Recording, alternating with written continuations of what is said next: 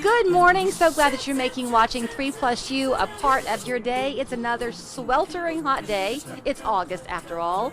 In the Tennessee Valley, George Mullinix here with CityScope magazine.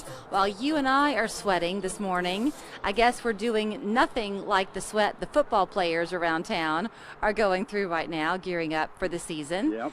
Well, I'm sure the last 8 weeks has been some tough days to practice in. I'm sure it has. And your team has been putting in your own sweat because you're unveiling a new edition of CityScope's football magazine. It'll be the 9th year that we will be issuing our annual high school football collector's edition. And as you and I spoke, in that publication, we show 40 teams that cross 9 different counties, and they compete in 16 different regions.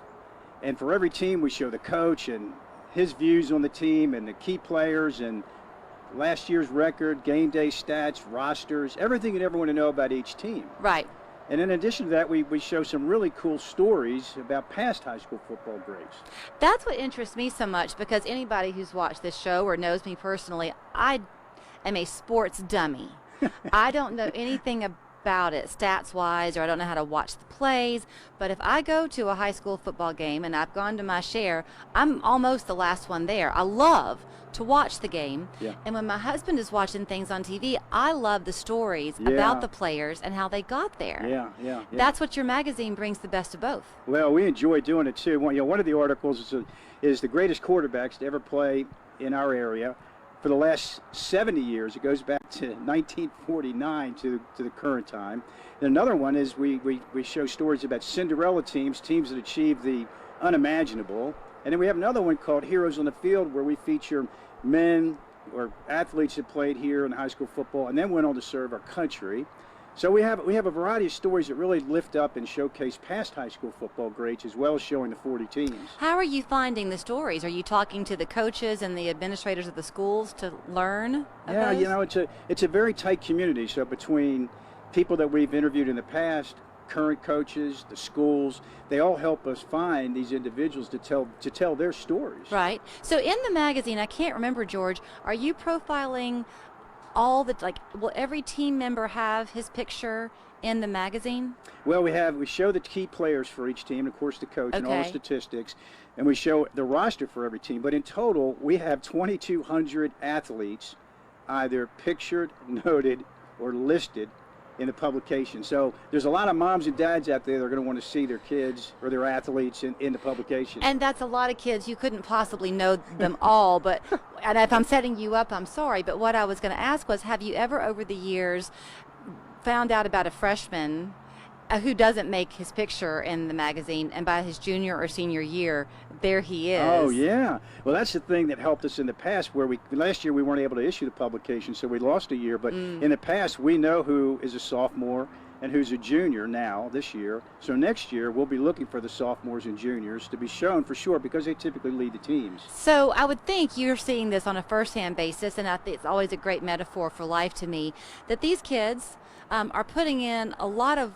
workouts and dedication and discipline, even when people aren't watching, not knowing quite where it's going to take them, but they just believe it's the right thing to do. Hard work pays off, and you see it happen every day, don't you? We do, and when we talk to the coaches, and they've been incredibly supportive, and that's really what it's all about. And the coaches that we have in our area are so dedicated to developing these athletes for their future. And it's about hard work, it's about teamwork, it's meeting adversity, it's all those things that you deal with in life, and they learn that on the field with their coach. So I only have a couple of minutes left, and you didn't think I was going to go here with you, but if I remember correctly, your story is that you were not a magazine publisher.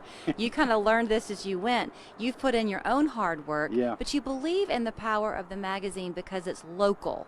So what you're doing with the sales is you're giving back to local. The booster clubs get the money. Absolutely, and we've been doing this now every year. We provide these publications to the booster clubs at no cost. With people's support like you and others, we promote it, and we encourage parents to buy, and others to buy the magazine from the booster clubs. The booster clubs keep 100% of whatever they sell, and they use that for their program. So just to provide perspective, a coach once told me it costs $100 to outfit one player for helmet, pads, and all of that. So if a booster club raises $1,000, they're outfitting 10 athletes on the team. Right. Okay, so is it a limited time offering? Like the first football game is next Friday night for most teams, so you'll see your booster club selling them. Right. Will they be available all season long? They're available at Barnes & Noble, and all of our local shops will be selling them as well, but we encourage everyone to purchase the publication from their booster clubs. They will be picking them up this Friday and next Monday, and we're encouraging them to reach out and to market the publication to their parents and others to raise money for their schools.